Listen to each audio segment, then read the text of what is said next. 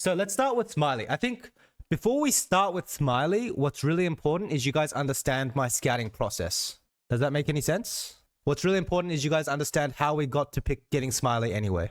Okay, so we're gonna go on, and I'm gonna start off by, I can't show you everything, guys, right?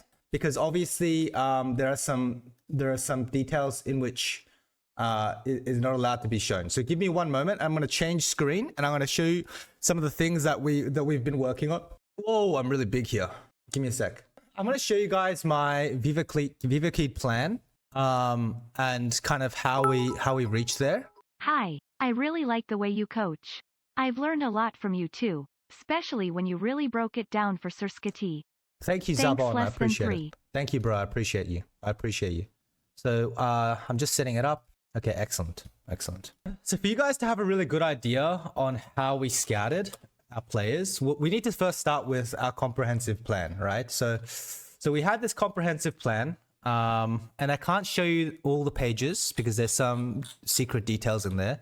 But let me start by talking about how we got to the scouting process. So the way that we scout right now is actually a multi-level system. This is kind of what we're looking at. First of all, we assess high value, low cost gems with data processing. So like so this is a startup ran by my friend Mephisto. He's a head coach. He was ex-head coach of Vitality along with the analyst from G2 back in the day. And basically what they do is they cross-reference data between champions and other players within high elo. So they start with about 500,000 games in Europe, 500,000 games in Europe, more games in Brazil, Korea, altogether millions and millions of games. And they assess the strength of each player based on, what their ability is and what certain stats look like. So to give you an idea, for example, what we found amongst top players is that they tend to have higher deaths, high KDA, and very high damage done. And the way that you calculate this is instead of just looking at the DPM, you compare their DPM when they play a certain champion, right? So for example, when they play Lee Sin, what is the damage per minute? What is the KDA? What is their gold difference percentage relative to the competition? When you have, for example, a player that plays Lee Sin in the same elo, you can see which one is the better Lee Sin by calculating that, and they get as much data as possible. Does that make sense? So to give you a rough idea, let me give you a screenshot of kind of what it looks like.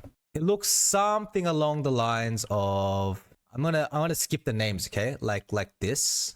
But there's a lot of like there's shit tons of data, and this is based on all the games, right? And I won't show the names, but then we assess their strength based on each player, and we go through Brazil, North America, Korea, etc. And it goes over their solo queue data primarily, right? So this is my first step. The second step is, and we paid money for this as well. And this is what I really liked about KEYD. They invested in data mining. Number 2 is play history. So I will look at their data with in-game replay. So I'll watch the actual game inside solo queue, inside team environment, everything. I will go over the game day VOD, like how they play in person, their first person view, POV. So this is where I cross-reference kind of my understanding of the game. Yeah, and of course I won't disclose all the intel, but like my understanding of the game, which is not replicable by every coach, right? So for example, how do they click? Do I like the way they click? Do I like the way they move their mouse? Do I like their communication? Do I think that they're making the right decisions inside the game? And then from there, we look at like the interview process. So what we really looked at was, team culture. Is it the right profile for the team that I want to build? So something that's very important to me is I think that the current professional Brazilian team culture and the way professional play is ran is esports in itself is in its infancy. And even major regions are not doing it correctly. In Brazil, it's even worse. So the practice culture, your work culture, the way that you treat your teammates, the way that you talk to each other, everything is terrible, really. And I'm willing to take the flak for that if you don't like it, but that's my honest opinion. So what's really important for me is, do we have the right personalities within the team? And then I will also assess risk. Are our players drinking alcohol, doing drugs? Do they like partying? For me, partying is a no-go because, I mean, the way that I view the way that I view esports is like esports is sports for me. It's not sports in the sense that a game publisher owns the sport, so it can, in my opinion, never be a true sport. This is the problem with esports because the game publisher has too much power. The rules change, the game changes, but it's sport in every other way. The stress management, the training, everything. So in the middle of a training season, what's really important is your team culture, your individual processes, your coaching, your training schedule slash like other things related to training, and then obviously things like data, etc., etc., etc. Right? And for me, I truly believe that during a season, maintaining your condition, this includes health, skill, is a part of your job. The truth is, and I'm sorry to start here before talking about Smiley, but this is very important when I talk about Smiley here, okay? The truth is, how you feel and how healthy you are also impacts how you play. And we're very lucky. Like, esports pays well. Compared to your average Brazilian, people are probably making 2-3 times salary minimum in this industry. So, so what are the pros and cons of a pro player? One is that you have an intense schedule. But so this is the con. The con is that you have an intense schedule. There's a lot of stress. Maybe not in all teams, but at least in top teams, there needs to be a lot of stress to perform, to practice, to put the time into work to play solo queue. And this also means you need to know a lot of skills. You need to have a lot of skills that people don't usually have. So stress management, your nutrition, sleep, all this stuff really matters a lot, right? But what are the pros? Well, first of all, the pay is massive. The off season is really long, right? So a normal human being works Monday to Friday, 9 to 5, and they take Saturday, Sunday off. A pro player works 6 days a week. They train Monday. I mean, I think it's different in Brazil. I think it's like Thursday to Tuesday to Friday. Tuesday, Wednesday, Thursday, Friday, right? They play on Saturday, or they play on Saturday, Sunday, rest on Monday. So they rest one time a week. And generally your season goes like 10 weeks regular season and then like 4 weeks playoffs. And let's just say that you go to MSI or whatever, that's another 4 weeks for MSI, Worlds, etc., right? So in total you work about 36 months of the year. 36 weeks of the year. But this also means that you get 16 weeks of undisturbed break. So when you calculate the amount of days you have off over the entire year, it's way more than the regular person. So there's no reason as a pro player you should be partying before your game day. Does that make sense? Like, if you're partying to release stress, or if you're drinking alcohol to release stress, you have bad stress management skills. And it's not just Brazil, it's everywhere. So what you have to realize is, like, team culture and your personality is very important. You are not going to go out partying the day before the game day. You're fired if you go out partying before game day. I don't give a shit. Like, I will throw the season. It's that simple for me. So if you want to lose your job, sure. I don't give a fuck. So if that's your problem, you can leave. And that's also one of the reasons why we assess risk. What are their hobbies? What are their habits? What kind of personality type do they have? And how serious about improving? Because in the end, you are treated as an athlete, and I treat you with respect. Anyway, next point. So after we do that, we assess our bidding process. We assess our budget and our circumstances. And let me tell you something about Smiley. Okay. Smiley, I worked with Smiley in 2021, right? This is where we come to it. And I have never in my career worked with a more outstanding player when it came to team environment. This is when I was his coach. And back then I wasn't a great coach. And the reason we didn't win is because 8 weeks into the season, so almost 2 months into the season, they took my top laner, who was my star player. So that's why. And what else do we know about Smiley, guys? What else do you guys know about Smiley? He's an LFL champion. And he played with Toucouille. Ricardo, what you have to realize is he's not Diamond 1. This is what I was saying, right? Like, what people don't realize is that this account that people see is not his real account. It's his fake account. It's just the account that he plays on during the season. And it's not loading for some reason. He's much higher ranked. He has a secret account. So what else do we know about Smiley? Well, first of all, I think that Smiley made a really big mistake in his career, right? And I'll be really honest. The mistake that he made was here. He joined two shit teams in a row. No offense. Incredibly trash teams in a row. So why did this happen? Well, the first reason he joined these two teams was because, I mean, he did. Not money. He got jailed. I can talk about it because it's not me, right? I can talk about it because I know. He got fucking jailed. So what happened was if you look at his career, he won France Championship and then he signed to Vitality B. And then they jailed him until the very last moment so he couldn't find a team. But Smiley's personality is really simple. He got fucking jailed, bro. Does that make sense? So what happened was Smiley had a bunch of good teams to go, but then he got fucking jailed and then had to join a shit team. The org is fine. I'm not gonna lie. I talked to the Gamers Origin owners. They're good people and they're good owners, but their roster and their budget was dog shit. My personal opinion. And their coach was a bit troll too. So not jail IRL. He joined this team called Geo. He didn't join a great team, and if you have bad results in 1 year, when you join a bad team, what happens the next year? It's harder to join a good team after. Do you agree? Agree, chat? So basically, he got contract jailed. So now he couldn't join a good team. So he was stuck in a bad team for another year. Do I think it's a terrible team? No. I think the German league team, Eintracht Spandau, was actually decent. But the problem is the competition was very hard. So basically to give you a rundown, why was Smiley picked? I think a really big reason was he was, first of all, number one, under market value.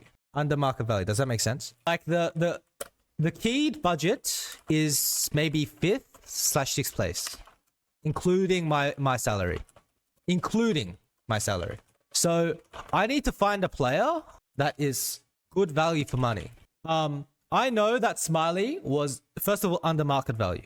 Number two, I think that he was way better than people think. Way better.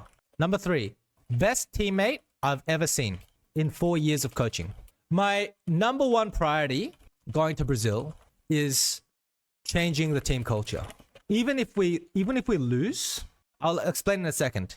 Even if we lose year one, I want to develop a team culture that emphasizes, one, focus on training, good training habits, building up the players and their confidence, not breaking them down. Positivity, like bringing a positive atmosphere.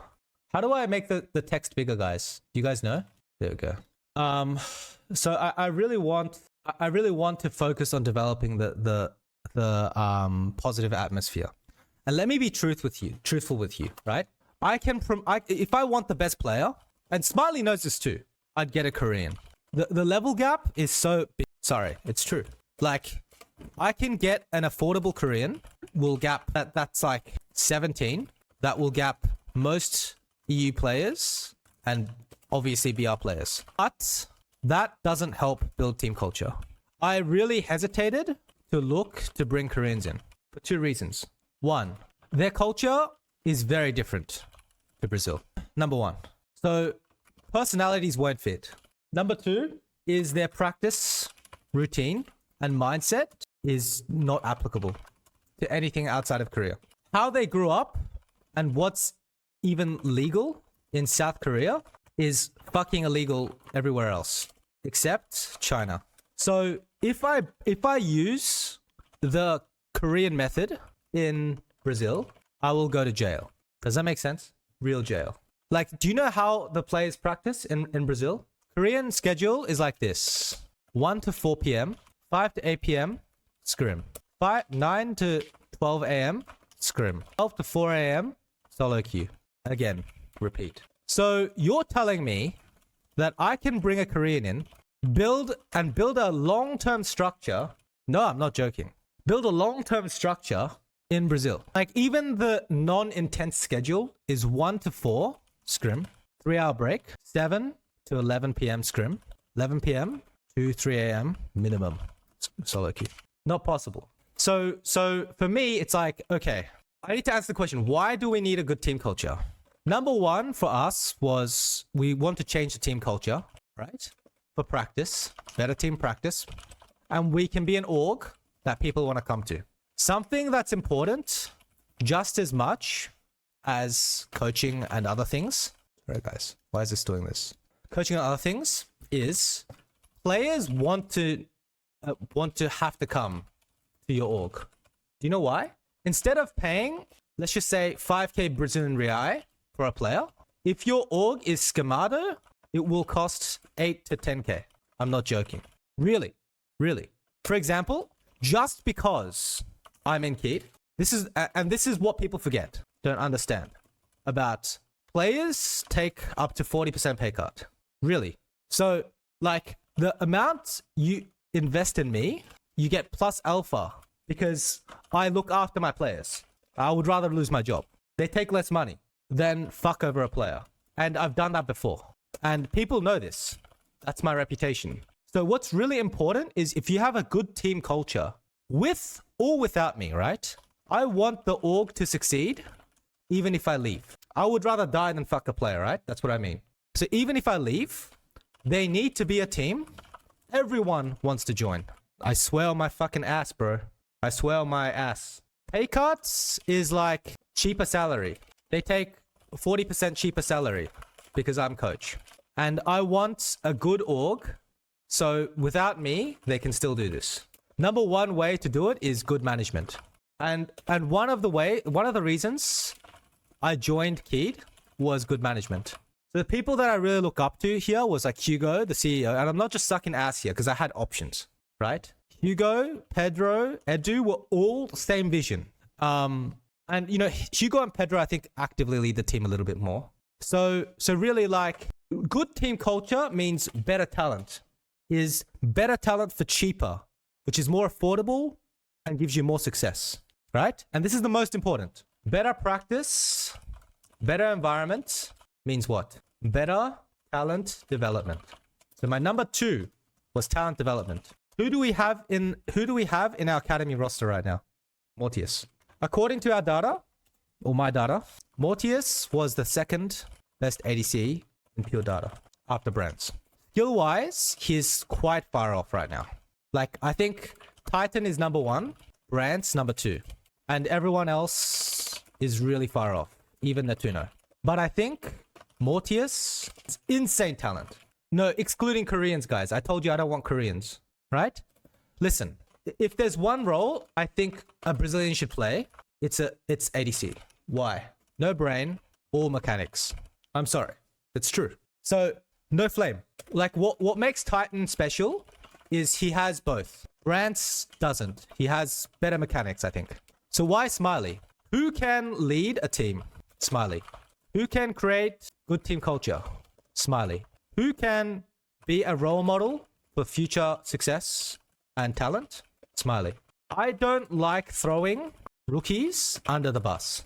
I think bringing Prodelta straight to CBLOL in that team in second split is fucking stupid. Sorry. Let me tell you why.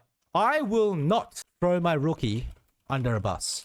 I want to give time and space to show Mortius what does a good leader look like? What does a good team environment look like? What makes a good teammate? Make sense? Make sense? What does high-level League of Legends look like? Smiley is still fucking good. He can play against Root. I mean, you'll see. Root, Rance, and Titan. No problem. He's still middle bottom LEC level. He just isn't insane. That's my honest opinion. Like, for example, I think Bao is really insane. Noah, Kazi, Comp, he's a bit below them. According to my experience and data, he's similar to Harpoon, Kedui, etc. Hans is a different level. Hans is the best in Europe. Does that make sense, guys? So in Brazil, he is top 3. And my honest opinion is Smiley has the ability and potential to be number 1. Why do I think that? Well, number 1, data. Number 2, solo queue. Number 3, pro play. Number 4, my experience with him. Yes. Guys, what do you guys know about Smiley? In 2021, 70% win rate, 1,200 LP, rank 1 solo queue. Smiley. Finalist in German League, 2024. 2022 to 2023, consistently 1.5k LP challenger. Top 5 to 10 ADCs in Europe in solo queue. Data, he's on like middle bottom, including LEC. That's a fact. Has big champ pool. Calist is 17 and he would never come to Brazil. Guys, why the would Calist come to Brazil? Guys, come on. Don't be stupid. Like, it's very rare to get top talent in Brazil. Like, to be honest, I have no reason to join. I joined because 1, KEYD, management. Number 1. 2, long-term vision. Number 3, honor over money. I can't join G2, so I can't win worlds. What's the point? I can't join LCK, so what's the point? I already won LEC. I mean, I've said it before, like, there's no reason for Calist to come. So the thing with Koreans also is that you're never really getting top Korean level players. Because if they were top level, they would go LEC, LCK, LPL, NA. No, for me, I want to build a legacy. So Smiley has good mechanics, good play, top level for Brazil. Best team environment architect. Can set the road for Mortius in 2 years. Can prepare and show our top rookies. And perpetuate, so continue, good examples and environment. In-game leader, high LP solo queue. Decent data. Under market value. That's why we picked Smiley. Sometimes you need to choose, right? And what I can tell you right now is that you don't need the best players to win. In fact, getting 5 top players is often... How often do super teams work? 1 in 20? 1 in 30? Historically. What matters is how they work together. So what I'm really thinking is I need to be realistic. And by the way, I don't think Kaboom's a super team, but we'll talk about that. How does Smiley fit with the other 4 pieces? This is what I need to consider. Does that make sense? How does Smiley fit with the other players? He works really fucking well with Toucouille. He makes Toucouille a better player and a better person. He gives confidence to his teammates. He brings up his teammates. House is insane, by the way. You guys are crazy. House is number 1 in data. House was number 1 in data for us. He was the best mid laner in data. The best mid laner in data. Especially on control mages. But the problem with House was he's very expensive in Brazil. And he has a limited champion pool. And then also you have to consider things like outside of his outside life. How does he perform in stress? How does he deal with teammates? How does he deal with stress? How does he deal with his habits outside? Does he drink alcohol? Right? But he's very good. He's very good. So, I mean, for me, guys, there's no better choice than Smiley. No better choice. And to be completely honest, we had one other option. Titan Dinkido. So it would have been something like Guigo, Yampi, Ranger, Titan. But budget-wise, it's too much. It was hard. It was hard. Like, even if I took a 100k pay cut, it would be hard. We'd barely make it. So which player should we go on to next, guys? Why do we keep Guigo? But by the way, Titan is worth every cent. He's intelligent. He's mechanically strong. He's a decent teammate, / motivated, and driven to win. And he's a native Brazilian, which opens up another import slot. No, I mean, Titan's good, guys, for sure. I'm getting a lot of different ones. So should we do Disamis, Guigo, Prodelta, or Toucouille? I mean, Toucouille is not much, guys. Toucouille, data is almost caps level. He's been LEC level for a long time. I think just needs help with confidence and team environment. And he needs a good coach. Yeah, his data is insane. Like, Toucouille isn't a player that should be in Brazil. I messaged him every day for like 2 months to join. I can join KEYD because I was contract jailed. Because I was contract jailed, so I had no verbal agreement, and I said, "Heretics, let me go. I really want to go to Brazil." And I was like, "You can find a good wife for like 2 months." No, but like I hadn't had a verbal agreement then, so basically like Toucouille level is not for Brazil. He's like, his contract was massive in Europe for ERL. He played in LCS and could easily out-mid half the LEC mid laners. Like, he took a big risk. to come to Brazil. Like 2 months of begging. Not literally 2 months, by the way, obviously. Not 2 months of begging. He also sacrificed a lot of salary, to be clear, guys. He's easily Tinon's level. He's easily Tinon's level.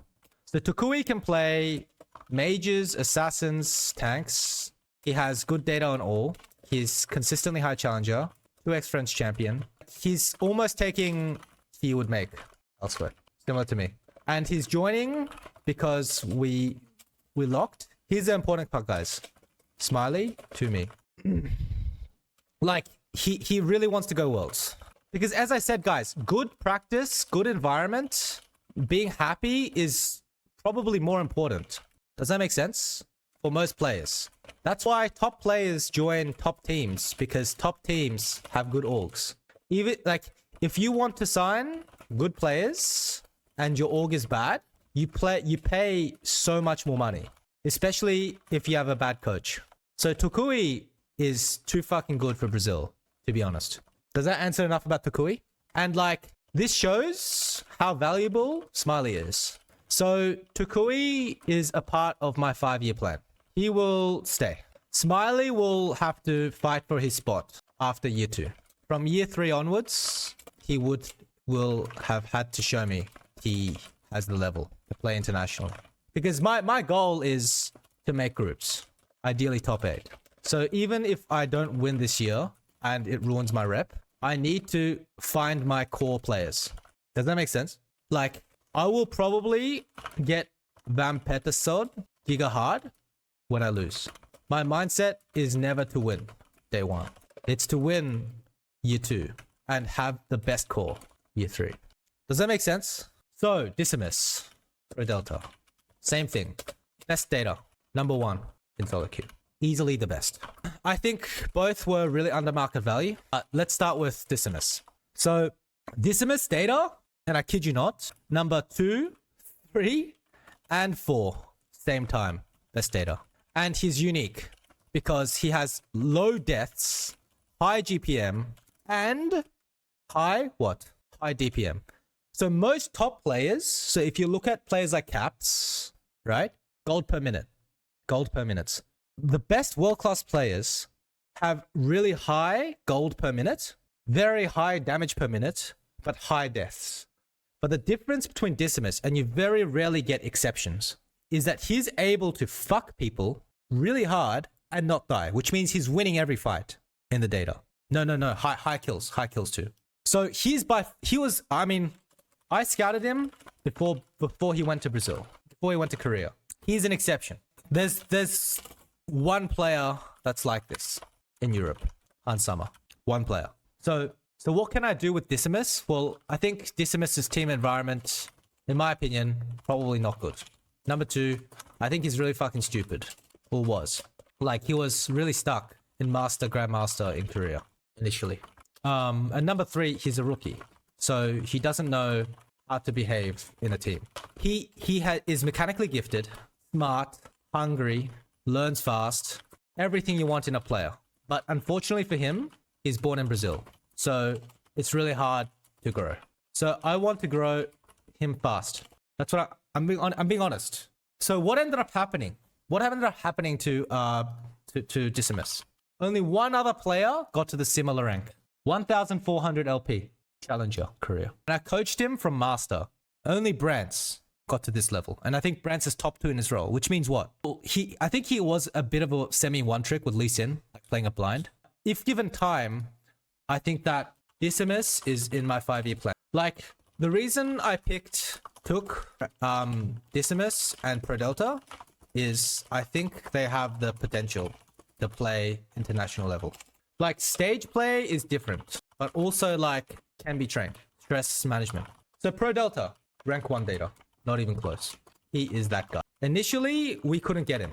Pain trolled again. So we got him really cheap. I think the best supports right now are 1 Seos, 2 Jojo, or Frosty. I think Frosty. 3 Jojo. 4 damage. 5 Prodelta. I don't know about Curry, so I'll leave Curry, okay? But I think in potential, it's 1 Frosty / Prodelta. 2 Jojo. 3 everyone else. Like, Seos isn't going to to grow that much more. I think he's the best player in Brazil. Full stop. Not just in his role. I think SeeEl is the best. Zay is like number 6 or 7. Damage is not garbage. Damage is not garbage. Damage is okay. I think Damage is a good player. I think Damage right now is better than Prodelta. But I think Prodelta's level can play with the Asians. Redbird, Evita dog. Look, this is all I'm gonna reveal. I think he's okay. I think Redbird is okay, but like he's definitely not SeeEl's Frosty Jojo level. That's 100% true, no? I think everybody agrees with that, even Pain. Yeah, Zay's Pike got a pentakill against my team, so we don't talk about this, okay? So I think Redbird has potential, but my guess is he will suffer in pain. Not pain, sorry. What am I saying? Loud. That's my opinion.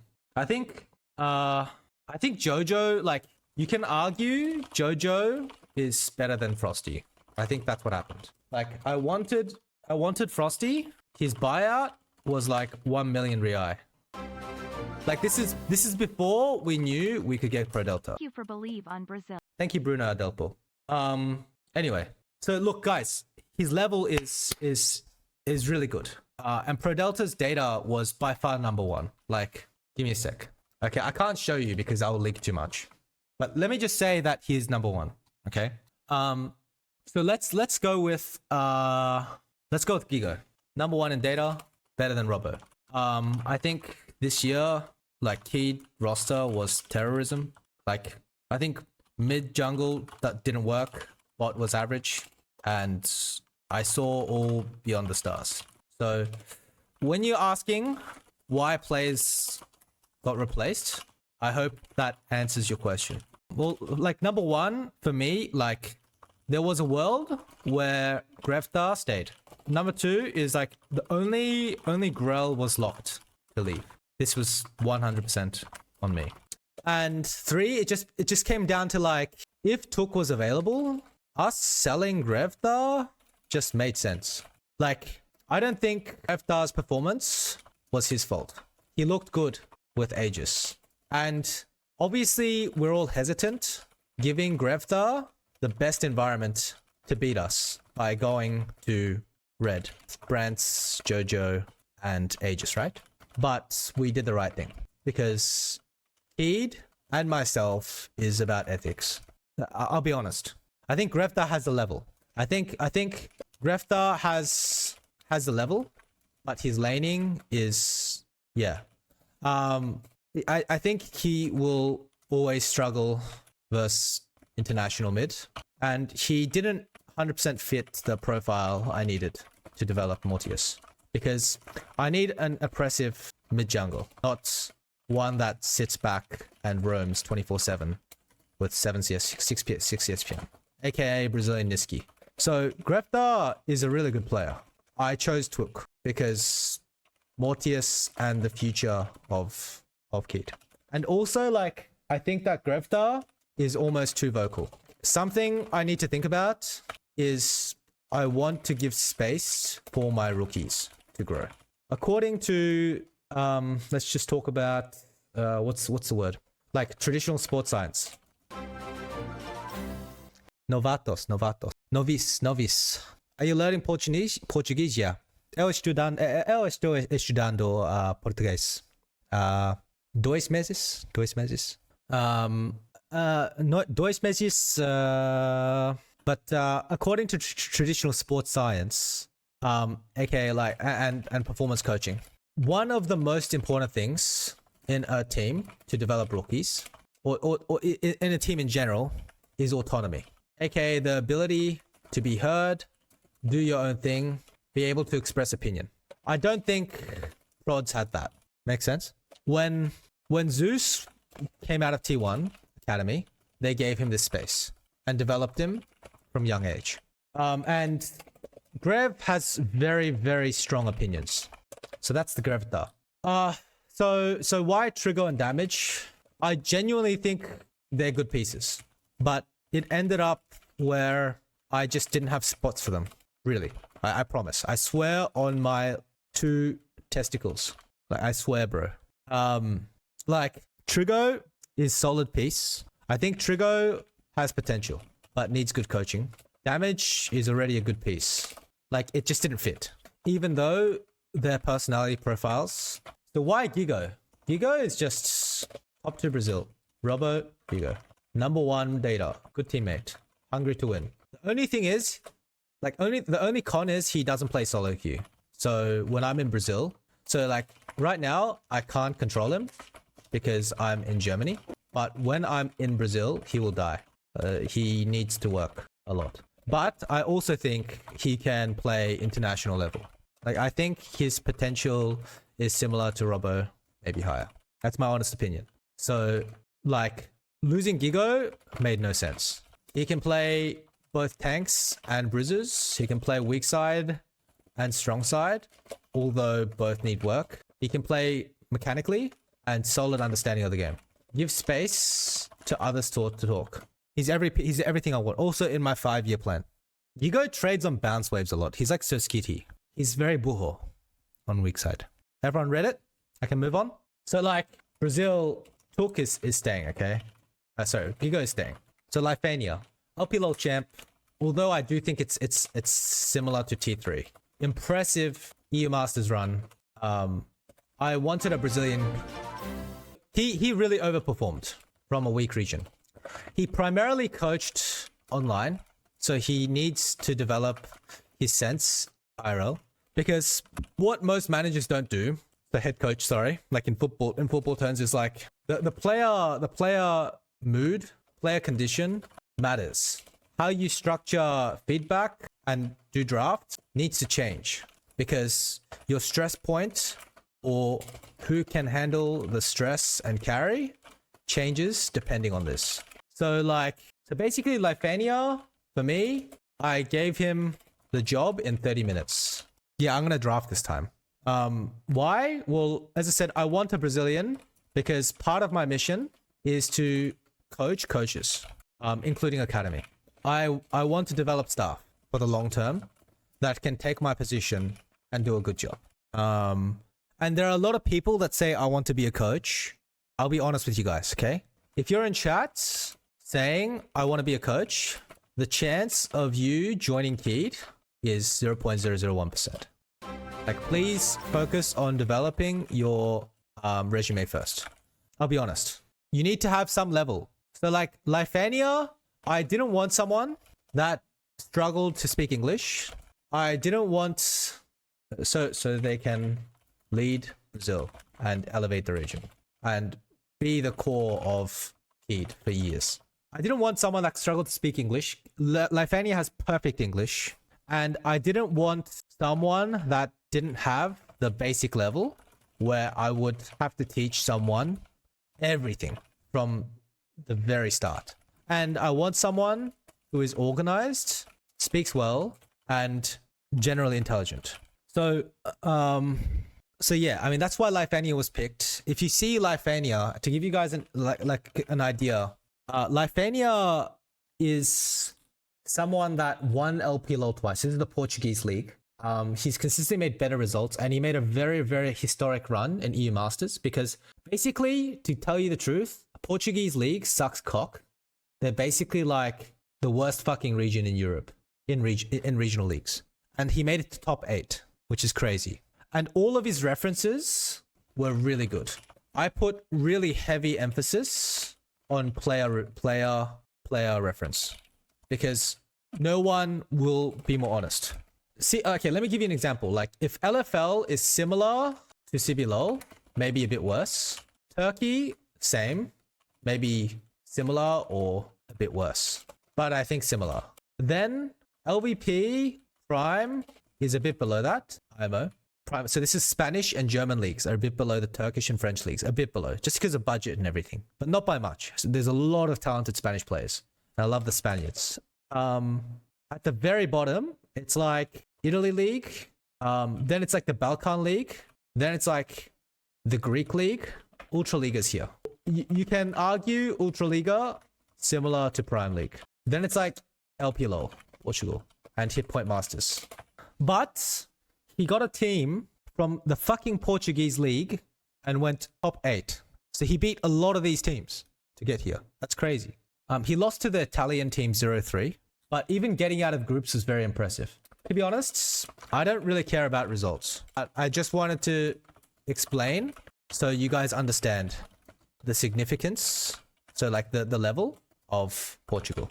To be honest, you should never ever judge a coach by results because there's so much that can happen. Just read the references of the players. Yeah, I think we can compete against everyone. So like TLDR on our roster, I think we can win CBLOL year one. Goal is top 3. To be honest, realistic expectation should be 5th/6th. This is a fair placing. That is fair to budget. Anything above is overperforming. Anything below is underperforming. I think so.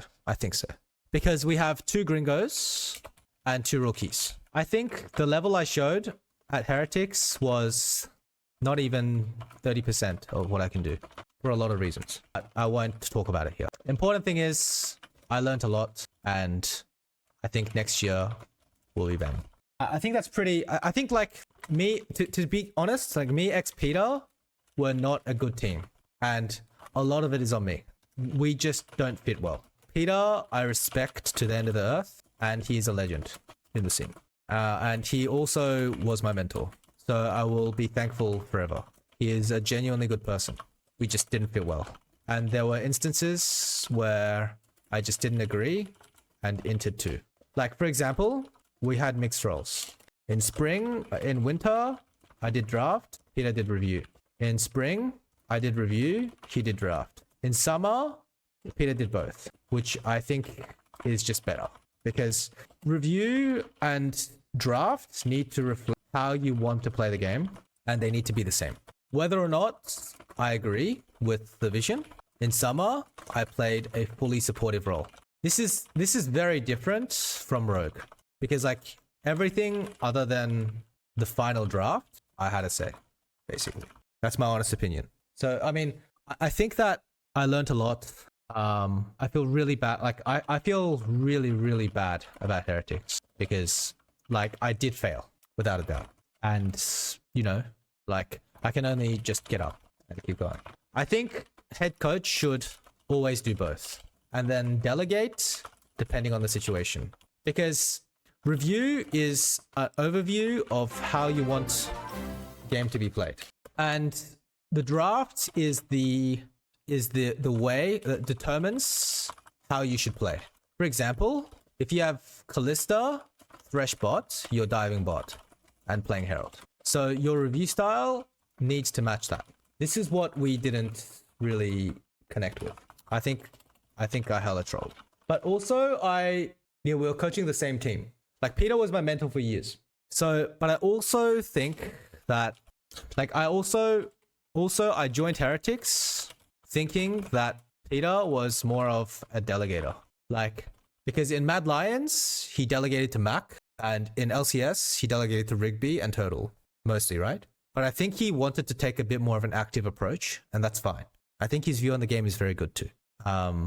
Is it time to coach Nicklink, guys? So I think I explained everything, right?